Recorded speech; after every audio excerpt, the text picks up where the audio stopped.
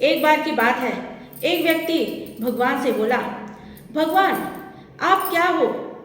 जब धूप चाहिए तो बारिश दे देते हो, जब बारिश चाहिए तब धूप दे देते हो, जब हमें हवा चाहिए तो आप आंधी तूफान दे देते हो, कभी बाढ़ दे देते हो, कभी पेड़ों को ही तोड़ देते हो, कभी पेड़ों की हालत ही खराब कर देते हो।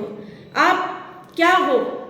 इस तरह का मौसम देते हो जिससे कि लोगों को इतनी परेशानी होती है, कितने सारे लोग आपदाओं में मर जाते हैं और कितने किसानों की तो फसल ही खराब हो जाती है।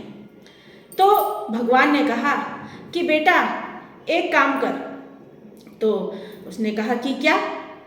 कि एक साल तू ये जो मौसम की बागडोर है सब तू ले ले। व्यक्ति खुश हो गया, उसने कहा ठीक है, इसमें क्या बड़ी बात है, ले लेता हूँ। मैं रहूँगा तो मैं मौसम को अपने हिसाब से चलाऊँगा। तो उस व्यक्ति को मौसम की बागडोर भगवान ने दे दी। भगवान ने कहा देखते हैं। अब व्यक्ति ने खुश होकर सारी बागडोर तो ले ली।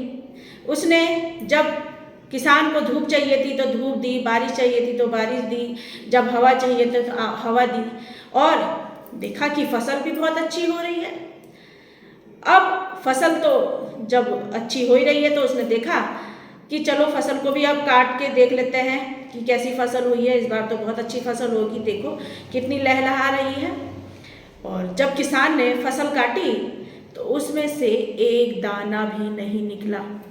आप समझ रहे हैं, एक दाना भी नहीं निकला उसके अंदर से। पता है ऐसा क्यों हुआ? क्योंकि उस फसल को संघर्ष करने ही नहीं दिया गया। उस फसल में जो भी आंधी तूफान आता था, जो भी बारिश आती थी, धूप आती थी, उसकी वजह से उस फसल को, उस पौधे को संघर्ष करना पड़ता था। और संघर्ष करने के बाद जो उसके अंदर बीज पैदा होता है वो बीज बनता। लेकिन जब उस पौधे ने संघर्ष ही नहीं करा तो फसल तो अच्छी हो गई लेकिन उसके अंदर से एक बीज भी नहीं निकला।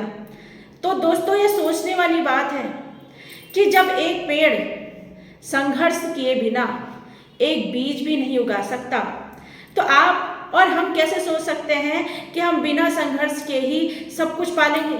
हम जैसा सोचते हैं हम वैसा हमें मिल जाएगा, हो ही नहीं सकता।